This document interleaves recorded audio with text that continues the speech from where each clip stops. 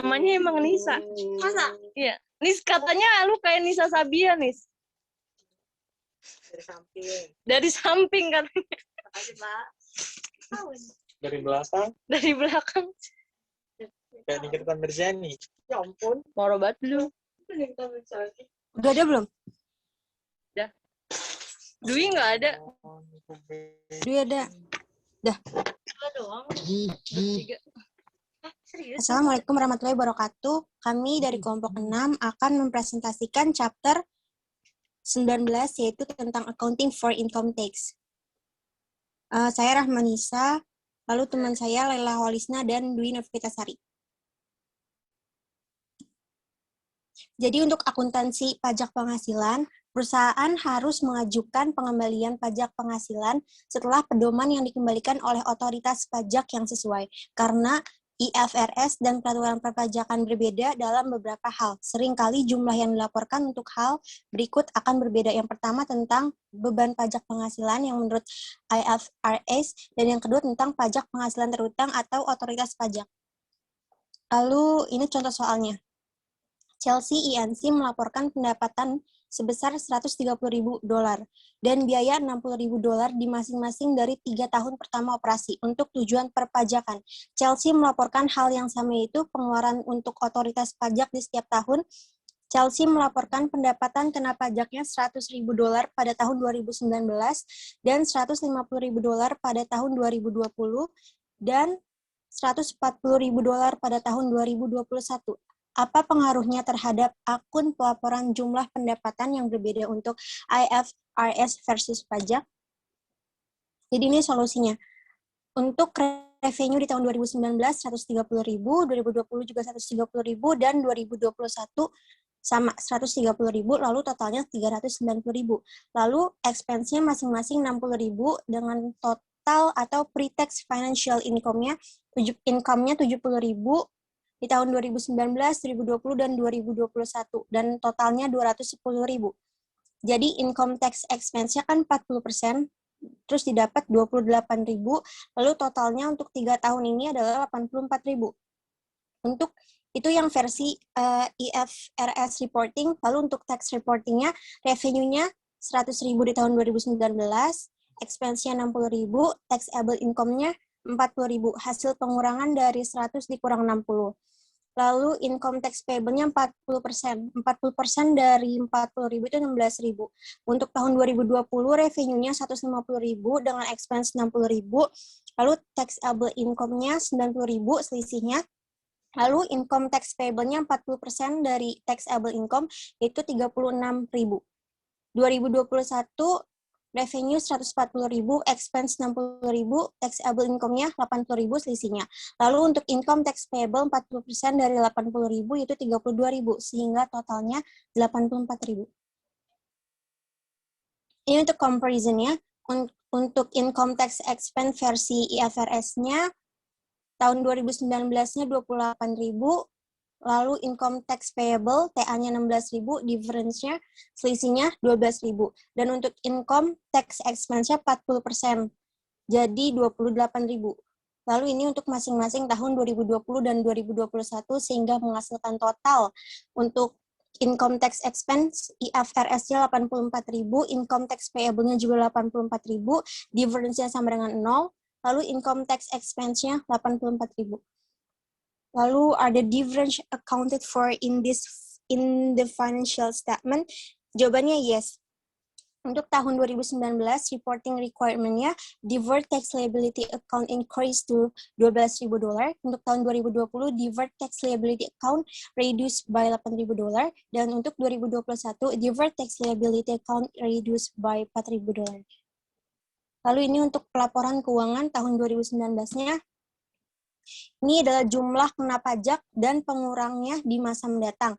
Jadi ada perbedaan ada perbedaan temporer, yaitu perbedaan antara dasar pengenaan pajak suatu aset atau liabilitas dan jumlah yang tercatat di dalam buku lalu dilaporkan di laporan keuangan yang akan menghasilkan jumlah kena pajak atau dapat dikurangkan jumlah di tahun-tahun yang akan datang.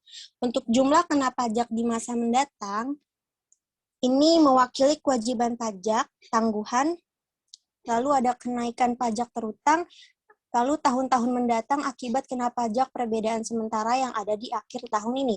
Untuk jumlah pengurangan masa depan aset pajak itu meliputi tangguhan, seperti peningkatan pajak yang dapat dikembalikan atau disimpan di tahun-tahun mendatang sebagai akibat dari perbedaan temporer yang dapat dikurangkan ada di akhir arus tahun.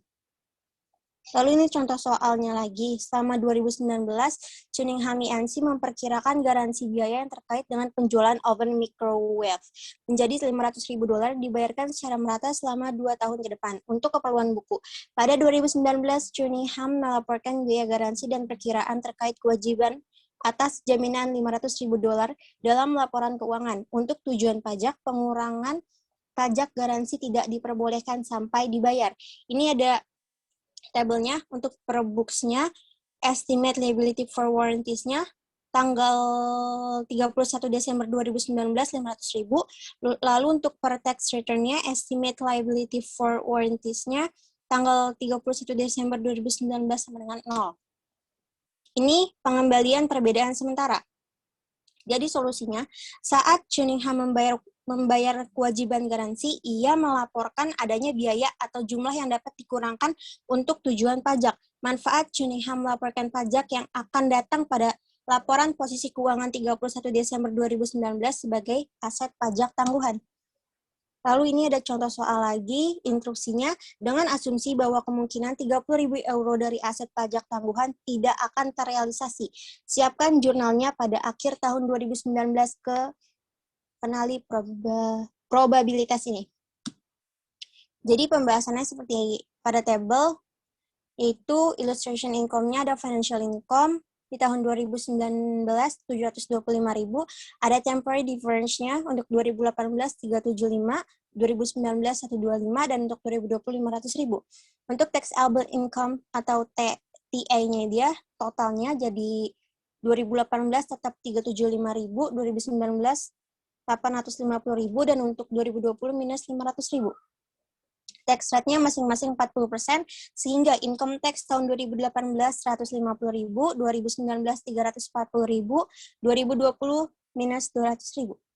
Lalu ini jurnalnya, income tax expense di debit sama deferred tax asset di debit 290.000 sama 50.000, lalu di krediti ada income tax payable 340.000. Lalu ada income tax expense di debit 30.000 dan deferred tax asset 30.000. Selanjutnya akan dibaca oleh Laila.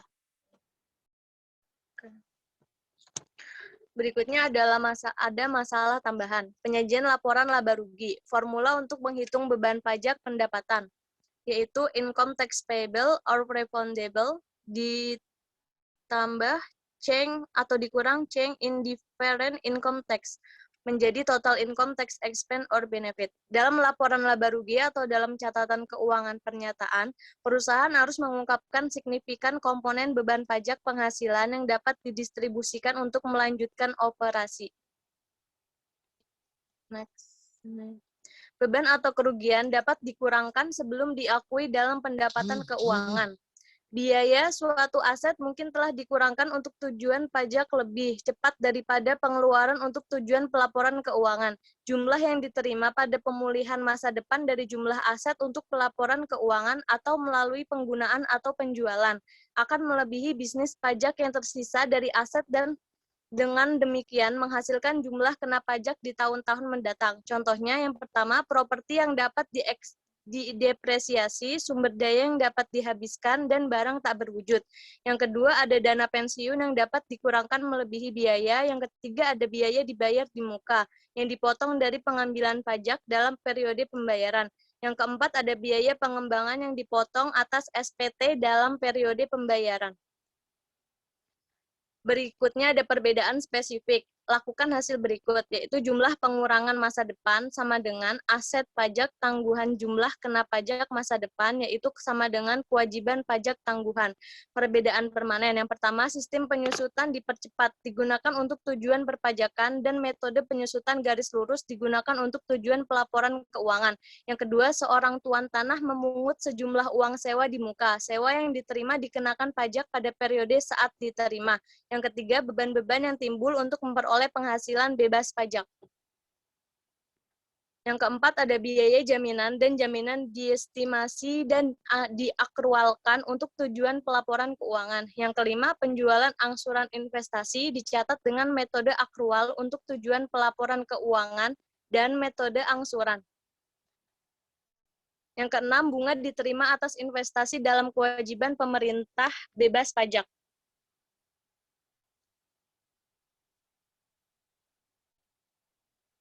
Next. Nanti dulu. Ini nggak ada gambarnya. Kok nggak ada kitanya ya? Ada. Ada kok, ada. Dah, lanjut.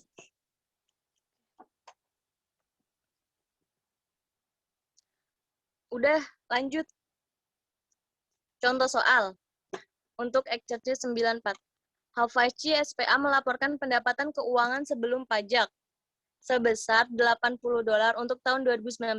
Hal-hal berikut ini menyebabkan pendapatan kena pajak berbeda dari pendapatan keuangan sebelum pajak. Yang pertama, karena depresiasi pada pengembalian pajak lebih besar dari depresiasi pada laporan laba rugi sebesar $16.000. Yang kedua, ada sewa yang dikumpulkan pada pengembalian pajak lebih besar dari sewa yang diperoleh di laporan laba rugi, yaitu sebesar $27. Yang ketiga, ada denda untuk polusi muncul sebagai biaya sebesar $11.000 pada laporan laba rugi tarif pajak. Hafasi adalah 30% untuk semua tahun, dan perusahaan mengharapkan untuk melaporkan pendapatan kena pajak di semua tahun mendatang. Tidak ada pajak tangguhan di awal tahun 2019.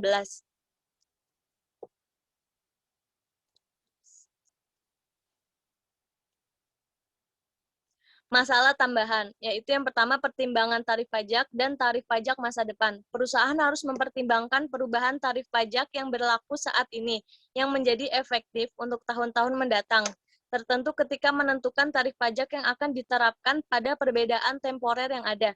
Jika tarif baru belum diperlakukan untuk tahun-tahun mendatang, uang harus menggunakan tarif yang ada saat ini.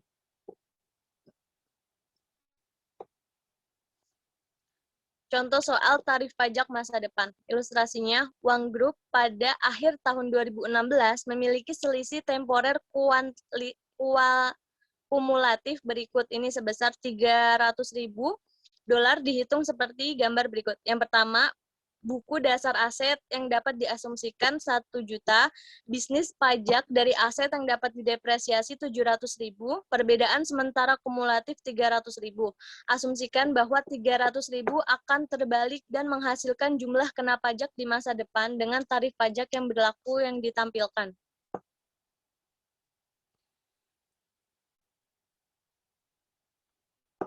Contoh soal revisi tarif pajak masa depan. Ilustrasinya, asumsikan pada 10 Desember 2018, sebuah undang-undang pajak penghasilan baru ditandatangani menjadi undang-undang yang menurunkan tarif pajak perusahaan dari 40% menjadi 35%. Berlaku efektif pada 1 Januari 2020.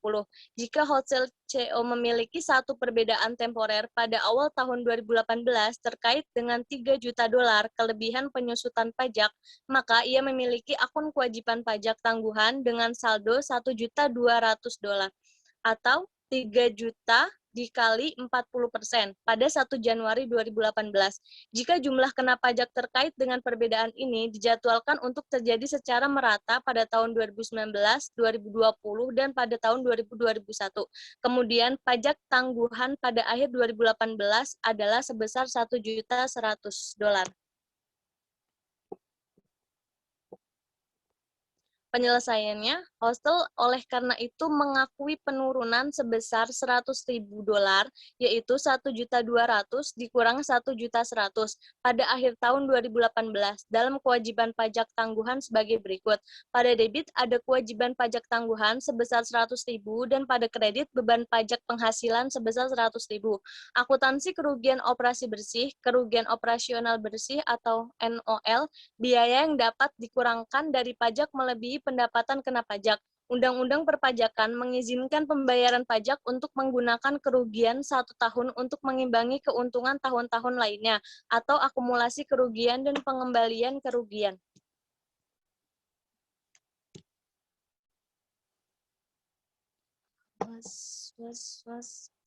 Penyajian laporan keuangan, laporan posisi keuangan. Tangguhan aset pajak dan kewajiban pajak tangguhan juga diakui dan diukur secara terpisah, tetapi mungkin menjadi mengimbangi dalam laporan posisi keuangan. Itu adalah aset pajak tangguhan bersih atau tangguhan bersih kewajiban pajak dilaporkan di bagian tidak lancar pada laporan posisi keuangan.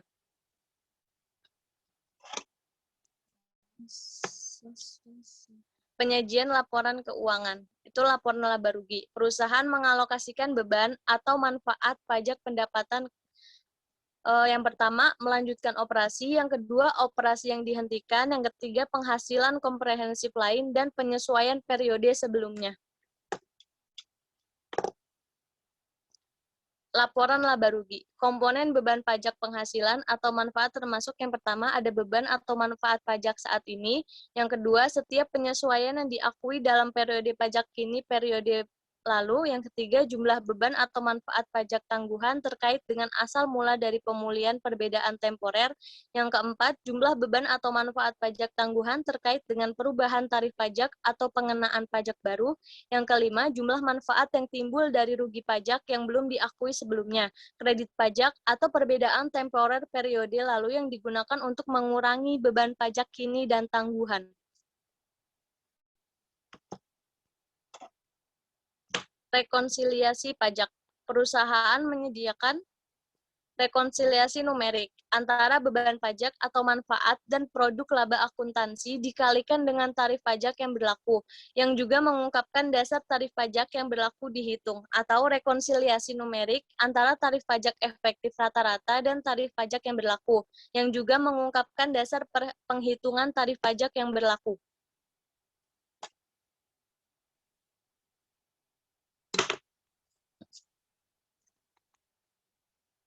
Udah belum? Contoh soal fiskal. Contoh soal fiskal. AK Ltd yang memulai beroperasi di awal tahun 2018 menghasilkan berbagai produk berdasarkan kontrak. Setiap kontrak menghasilkan pendapatan sebesar $80.000 atau jumlah dalam ribuan. Beberapa kontrak AKAI mengatur agar pelanggan membayar dasar angsuran. Di bawah kontrak ini, AKAI mengumpulkan 1/5 dari pendapatan kontrak di masing-masing pengikut 4 tahun. Untuk tujuan pelaporan keuangan perusahaan mengakui pendapatan dalam tahun penyelesaian atau basis akrual. Untuk tujuan perpajakan, AKAI mengakui penghasilan di tahun uang tunai dikumpulkan secara angsuran. Untuk pembahasan setelahnya dilanjutkan oleh Dwi.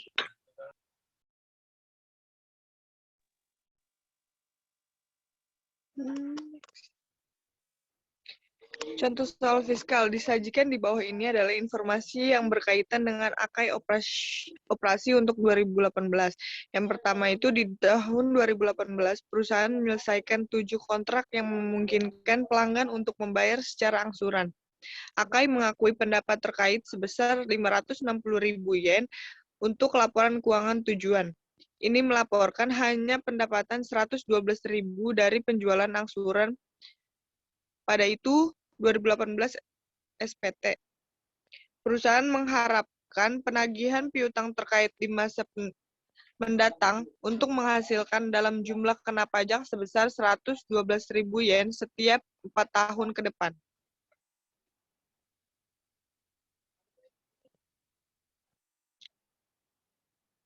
Yang kedua, di bawah pemulaan tahun 2018, AKAI membeli aset yang dapat diterbitkan dengan biaya 540.000 yen untuk keuangan tujuan pelaporan.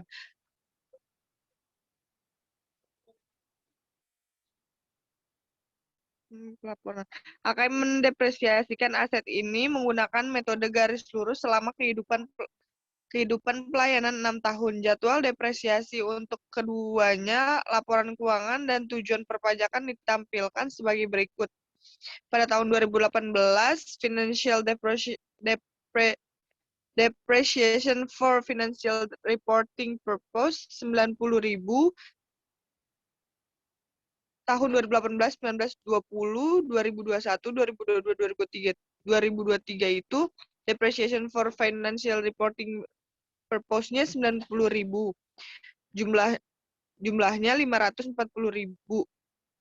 Depreciation for tax purpose-nya tahun 2018 108.000, 2019 172.800, 2020-nya 103.680, 2021-nya 62.208.000, 2022-nya 62.208, 2023-nya 31.104, totalnya 540.000. Depreciation-nya minus 18.000.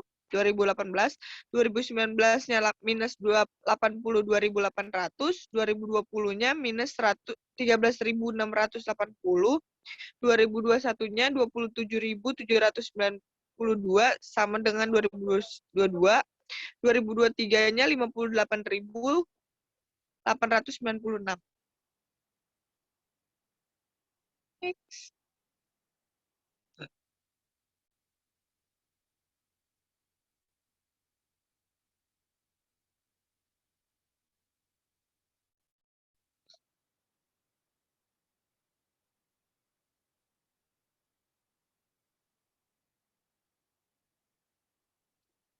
Contoh soal fiskal. Yang nomor 3 itu perusahaan menjamin produknya selama 2 tahun sejak tanggal penyelesaian kontrak selama 2018. Kewajiban jaminan produk untuk timbul tujuan pelaporan keuangan adalah 200.000 yen dan jumlah yang dibayarkan untuk kepuasan garansi kewajiban itu 44.000. Akai mengharapkan untuk menyelesaikan sisanya 156.000 dengan pengeluaran 56.000 di 2019 dan 100.000 di 2020. Yang keempat, di tahun 2018, pendapatan bunga obligasi pemerintah tidak kena pajak adalah 28.000 yen. Yang kelima, selama tahun 2018 tidak dapat dikurangi denda dan denda sebesar 26.000 yen adalah dibayar.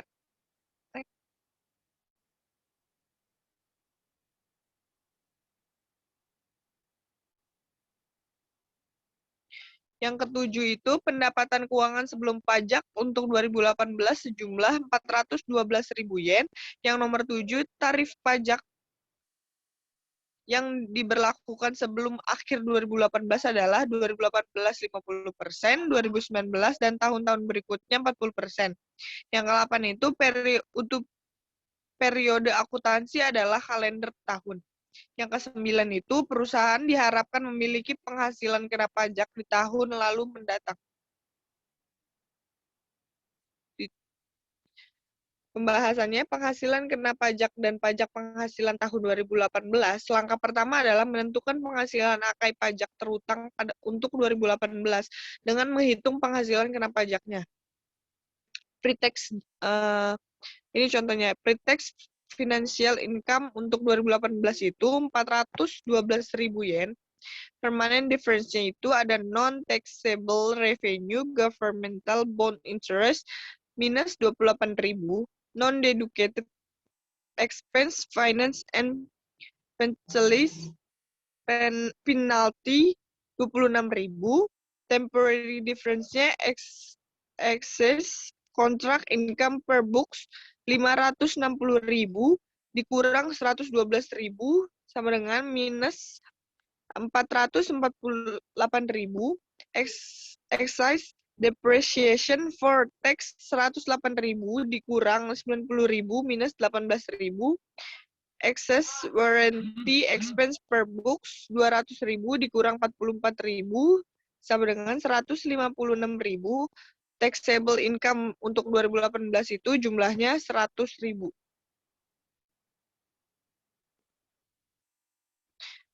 Pre-tax financial ini. Akai menghitung pajak penghasilan terhutang atas penghasilan kena pajak sebesar 100.000 sebagai berikut. Taxable income-nya untuk 2018 itu 100.000, tax rate-nya dikali 50%. Income tax payable-nya current tax expense untuk 2018 itu 50.000.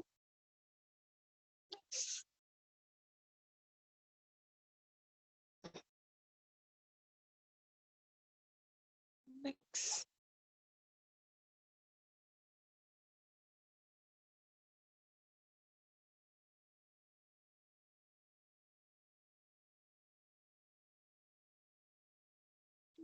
Next.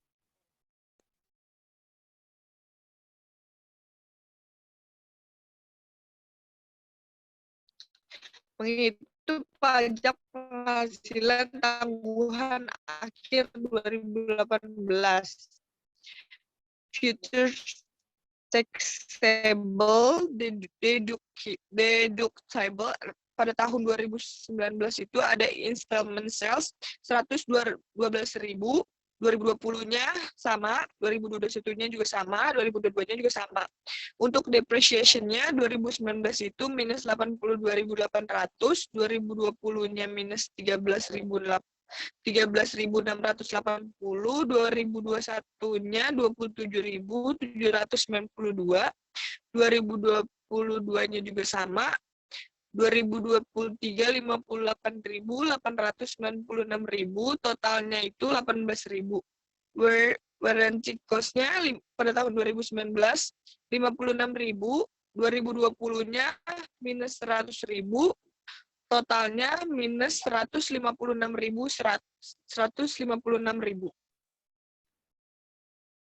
Untuk installment sales-nya 448.000 dikali 40% sama dengan 100, dan depreciation-nya 18.000, warranty cost-nya 156.000, totalnya 310.000. Untuk pajaknya 40%. Untuk asetnya 62.400, untuk liability-nya 179.200, ditambah 7.200 sama dengan 186.400. Next. Beban manfaat pajak tangguhan dan ayat jurnal untuk mencatat pajak penghasilan tahun 2018 adalah perhitungan beban manfaat pajak tangguhan tahun 2018, different tax asset at the end tahun 2018 itu 62.400, difference tax asset at the beginning tahun 2018-nya itu 0. Different tax expense benefit-nya 62.400, different tax liability at the end tahun 2018-nya itu 186.400, different tax liability at the beginning 2018 itu 0, different tax expense benefit-nya 186.400, different tax expense benefit 62.400 dikurang benefit tax expense deferred tax expense benefitnya 186.400, net deferred tax expense untuk 2018 itu sebesar 124.000. Next. Ini kita langsung pembahasan soal untuk chapter 18. Yang pertama ada exercise 18.7, ini soalnya, lalu instruksinya. Yang pertama, determine the transaction price of the agreement for Blair Biotage. And then yang poin B-nya, assuming that regulatory approval was granted on December 20, 2019, and that Blair received the payment from Ping on January 15, 2020, prepare the journal entries for Blair. Ini solusinya. Untuk yang A ini, transaction price of the agreement for Blair Biotage-nya 10 juta yen. Dan untuk journal entry-nya, di tanggal 20 Desember 2019 di debit ada account receivable dan kreditnya ada license revenue dengan masing-masing nominal 10 juta. Dan untuk tanggal 15 Januari 2020 ada cash pada account receivable dengan nominal 10 juta sama. Lalu ada problem 18.7. Instructionnya yang A, point A, determine the transaction price for the product and the customer loyalty points. Dan point B, prepare the journal entry to record the sale of the product and relate points on July 2nd, 2019. Point C-nya, at the end of the first reporting period, July 31st, 2019, 10,000 loyalty points are redeemed. March continue to expect 25,000 loyalty points to be redeemed in total. Determine the amount of loyalty point revenue to be recognized at July 31st, 2019. Ini solusinya untuk yang A, ada product purchase dengan standalone selling price 300.000, lalu ada loyalty points 75.000 dengan total 375.000, lalu ini persenan off allocate-nya untuk product purchase-nya 80% dan 20% untuk loyalty points, dan akan menghasilkan transaction price dengan nominal 300.000, lalu allocate amount-nya untuk product purchase-nya 240.000 dan untuk loyalty points-nya 60.000 dan totalnya 300.000. Untuk point B, journal entries for the transaction. Untuk tanggal 2 Juli 2014, account title and explanation-nya di debit ada case, di kredit ada unearned sales revenue. Case-nya 300.000, unearned sales revenue 60.000 dan sales revenue di kredit 240.000. Ini untuk record sales revenue. Dan untuk tanggal 2 Juli 2014, debitnya ada cost of goods sold di debit dan inventory di kredit dengan masing-masing nominal $171.000. Ini untuk record the cost of goods sold. Lalu point C-nya ada number of loyalty points redeemed 10.000, revenue to be recognized-nya berarti $60.000 dikali 10.000 dibagi 30.000 dan akan menghasilkan $20.000. Terima kasih. Mohon maaf apabila ada kata-kata. Assalamualaikum warahmatullahi wabarakatuh. Warahmatullahi wabarakatuh. Waalaikumsalam.